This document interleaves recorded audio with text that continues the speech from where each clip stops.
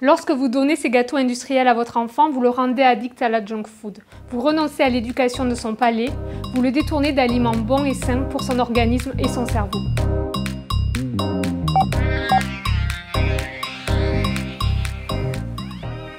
Dès le lever, un enfant ingère une très grande quantité de sucre. Un verre de jus d'orange, même pressé maison, c'est environ 25 g de sucre.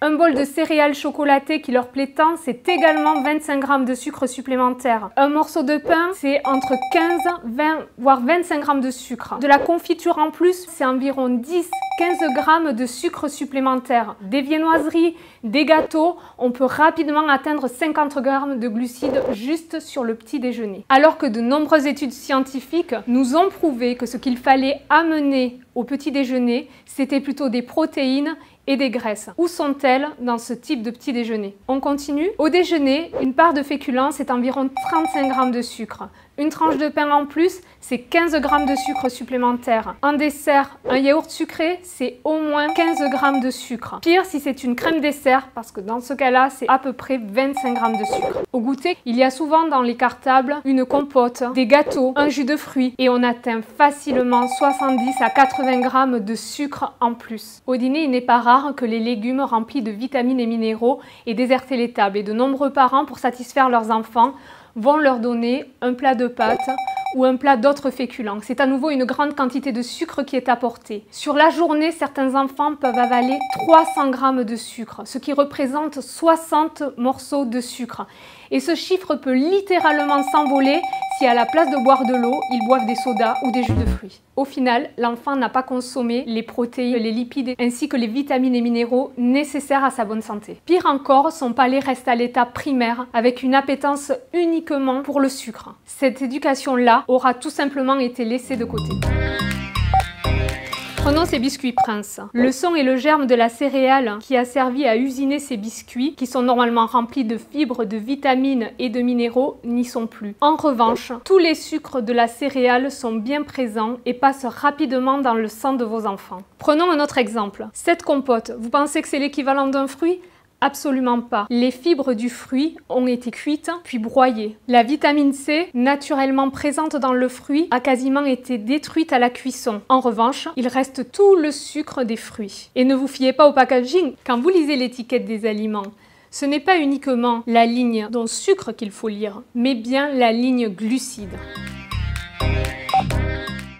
Cette consommation excessive de sucre va avoir 6 impacts négatifs sur leur santé. Premièrement, les caries. Dès que le sucre est en bouche, il va servir à nourrir des bactéries qui sont présentes dans la bouche, qui vont générer des caries. Deuxième impact, l'hypoglycémie réactive. Quand un enfant va manger beaucoup de sucre, ce sucre va se retrouver dans son sang et il va y avoir un pic de glycémie. L'organisme va sécréter une hormone qui s'appelle l'insuline pour ramener le taux de sucre sanguin à la normale. Malheureusement, il va plutôt générer une hypoglycémie réactive, c'est-à-dire qu'il va y avoir un manque de sucre dans le sang que le cerveau va enregistrer.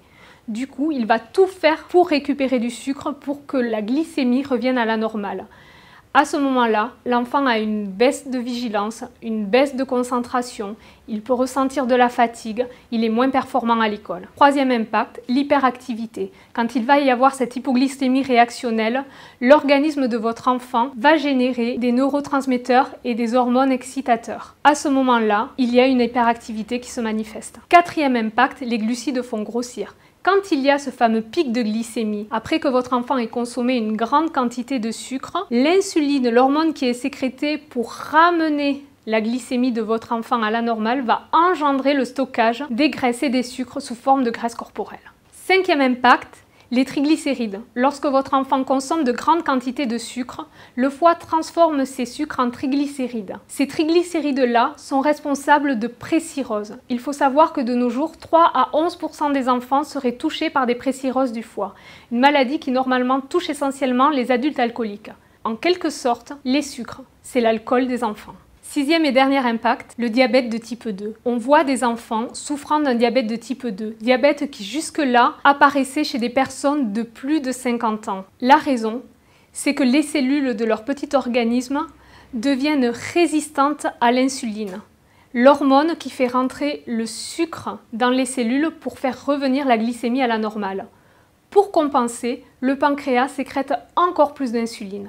Le problème, c'est qu'au fur et à mesure, ils s'épuisent et c'est le début du diabète de type 2. Sur le long terme, tous ces sucres font le lit de maladies graves, les maladies de notre civilisation, comme les maladies neurodégénératives ou les cancers.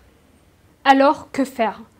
Pour commencer, arrêtez de leur acheter des petits déjeuners et des goûters industriels.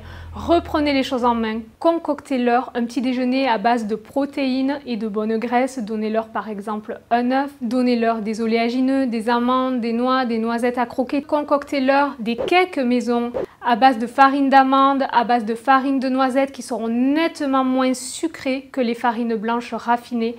Éduquer leur palais petit à petit à avoir moins d'appétence pour le goût sucré. Ils mangent du chocolat au lait, très bien. Achetez-leur du chocolat à 45% cacao, puis à 50%, puis à 55%, puis à 60%, puis à 70%. C'est petit à petit que les choses se feront. Apprenez à diminuer cette quantité de sucre sans les en informer. Vous leur donnez des jus de fruits, vous leur pressez des oranges le matin. Arrêtez, donnez-leur simplement une orange à manger. Elle sera remplie de vitamines, de minéraux, ces fibres seront intactes et le sucre du fruit sera de fait distribué plus lentement à leur organisme et ne générera pas de pic de glycémie et n'engendrera donc pas toute la cascade néfaste que le sucre engendre dans l'organisme de votre enfant. Et au final, vous seriez étonné de voir que ces solutions-là ne coûtent pas forcément plus cher.